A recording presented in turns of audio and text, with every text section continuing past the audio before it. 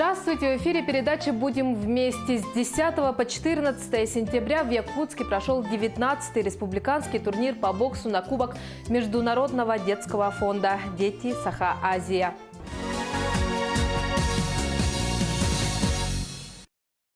19-й республиканский турнир по боксу прошел во Дворце спорта 50 лет Победы и собрал 83 юных спортсмена. Это воспитанники училища Олимпийского резерва, Республиканской специализированной детско-юношеской спортивной школы, ДЮСШ номер 1 Якутской кадетской школы, а также команды из 12 районов – Алданского, Верхневилюйского, Вилюйского, Горного, Хангаласского, Татинского, Мегино-Кангаласского, Намского, Усть-Алданского, Чурапчинского, Сунтарского и Копяйского.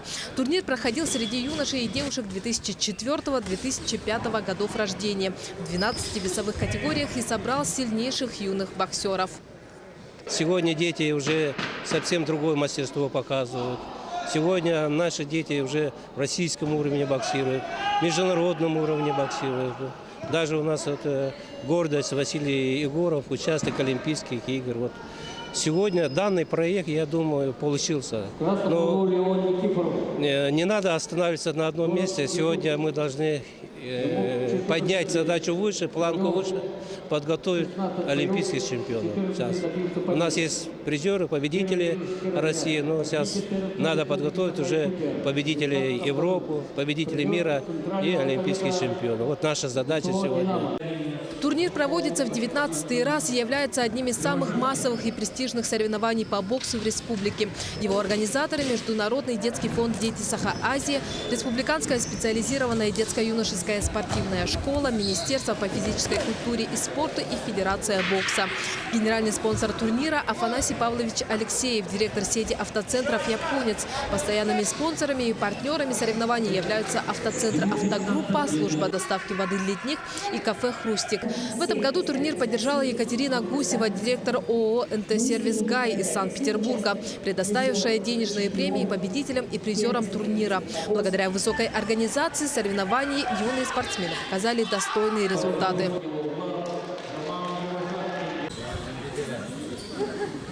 Бой был, сложный, можно сказать. И ближайшие планы у меня попасть в Дети Азии на сборную. Турнир проходил в течение 4 дней. Спортсмены продемонстрировали яркие бои, точные удары и огромное желание победить.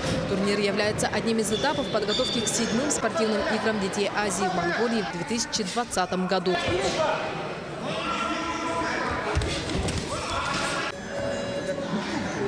Здесь у нас участвуют победители Дальневосточного федерального округа, победители всероссийских турниров, участники первенства России. То есть это не один человек. Бои получились интересными, зрелищными получились. И, конечно же, мы немножко перенесли сроки. Да, это, мне кажется, немного повлияло на турнир. Не все ребята еще в своей оптимальной форме, потому что мы только-только начинаем сезон. Видно, что кому-то еще, так скажем, не хватает боевой практики, специальной работы, то есть в основном летом все проводят общефизическую подготовку, и поэтому, конечно, сейчас видно, что, чувство дистанции у них еще, так они скажем, не до конца в форме своей, не в лучших своих кондициях, но, тем не менее, довольно интересные бои у нас, и начиная с полуфинала, здесь очень такие упорные бои проходили. Мне самому лично турнир понравился, бои очень зрелищные, красивые.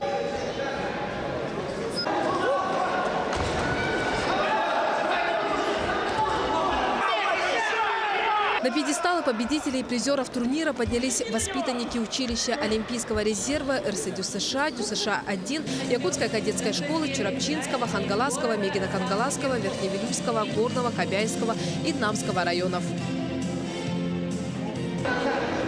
У меня бой прошел очень тяжело, сильный был соперник, я даже не думал, что выиграю. В конце 3-го раунда у меня заболела рука, и я 3-й раунд вроде бы проиграл.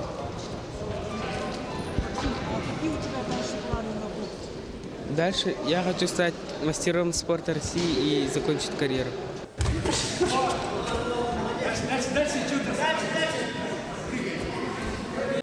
Некоторые участники турнира выступали в прошлом году и благодаря усиленной подготовке, мастерству и своим тренерам в этот раз смогли завоевать желанные чемпионские титулы. Сегодня бой прошел, не прям трудно, были потруднее. Но я был готов к этому бою. Я готовился, я даже почти не устал в этом бою. Да, много ошибок, конечно, допустил.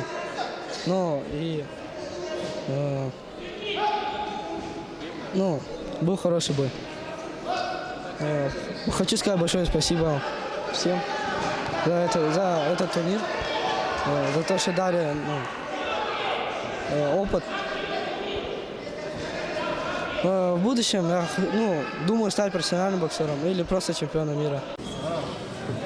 Максим Артамонов, а также Алика Михайлова из Чурапчи стали победителями в номинации «За волю к победе». Лучшим боксером турнира признали Аяла Скрябина из Мегино-Кангаласского района. Кроме того, на турнире определили победителей в номинациях «Перспективный боец», «За красивый бой» и «За лучшую технику». В этом турнире участвовал заслуженный мастер спорта Василий Егоров, который сегодня выступает на чемпионате мира. Этим ребятам он открыл дорогу на Олимпийские игры и на чемпионат мира. Так что я надеюсь, что через 10 лет эти ребят тоже выступят на Олимпийских играх и на чемпионатах мира по боксу. 19-й республиканский турнир по боксу «Кубок Международного детского фонда «Дети Саха Азия» является одним из главных и ответственных соревнований. Стартовой площадкой для юных спортсменов. Организаторы и тренеры возлагают большие надежды на победителей и призеров турнира и, что немаловажно, приобщают детей к спорту и здоровому образу жизни. У многих приемных семей, в том числе и у наших героев, возникают много вопросов. Часто они связаны с оказанием поддержки приемным семьям, а еще чаще, к сожалению, с ее недостаточностью. И ни для кого не секрет, что решать эти проблемы нужно на законодательном уровне. –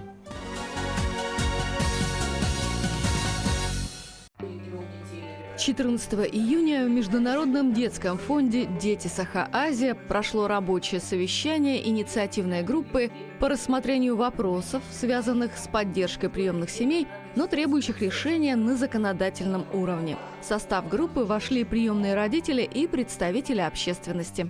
Встреча с приемными родителями и специалистами, которые работают в этой сфере, у нас прошла по вопросам, которые поднимали приемные родители на наших слетах приемных семей. Это такие сложные вопросы, которые не предусмотрены в нашем законодательстве. Это как проезд детей с родителями в первый раз при устройстве их в семью. У нас республика очень большая, и когда родители забирают детей в семью, приемную семью, то проезд он может достигать 100 тысяч и больше, когда, допустим, из Якутска детского дома семья едет на север куда-то. Также такие вопросы, как сложные, как сопровождение детей на санаторно-курортное лечение, содержание жилья и автотранспорта приемных семей. Затраты при этом у приемных семей очень большие бывают, когда много приемных детей, это и расход коммунальных услуг он возрастает значительно. Сложным вопросом, не закрытым в нашем законодательстве, является то, что приемные дети сопровождаются родителями только до 18 лет. И необходимо увеличение возраста сопровождения приемных детей до 23 лет, пока они учатся в учебных заведениях на дневном обучении. Но мы планируем, что этот закон о приемных семьях, приемных родителях, он будет воспринят хорошо, потому что приемные родители решают очень большую социальную такую задачу, как воспитание детей-сирот и детей, оставшихся без попечения родителей. Мы продолжаем знакомить вас с детьми, которым нужна семья. Здравствуйте, меня зовут Вова, мне 8 лет, я хорошо учусь. Мой любимый предмет – математика, русский. И я хорошо учусь. И я люблю рисовать. Вова, Что? лето как провел? Хорошо. Где ты был летом? Летом в парке. В парке? Ты Да. катался на колесе обозрения? Нет. Нет еще? А на море ездил? Да, купались. Ну как тебе море? Хорошо. А ты умеешь плавать? Да. Вова, а ты видел дельфина? Когда в Сочи были, да, видел. Вова, а что ты сейчас рисуешь? Не знаю, что получится. У тебя там солнышко, я вижу, да? Ну-ка, рисуй-ка, давай посмотрим. Дачу нарисую. Вот Дачу? Давай, рисуй дачу.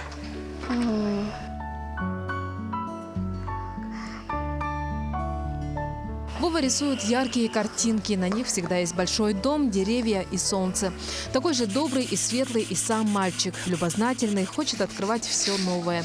Особенно любит решать логические задачки и головоломки. Вова хорошо поет и с удовольствием участвует в различных мероприятиях и концертах. Благодаря мягкому характеру и общительности у него много друзей. Он может с интересом заниматься поделками, собирать пазлы. А в этом деле усидчивость и терпение – немаловажные качества.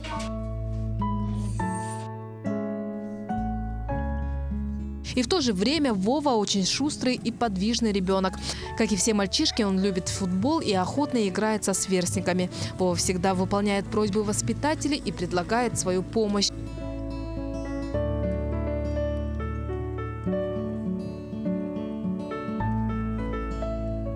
Мальчик нуждается в заботе, семейном счастье и ждет маму и папу.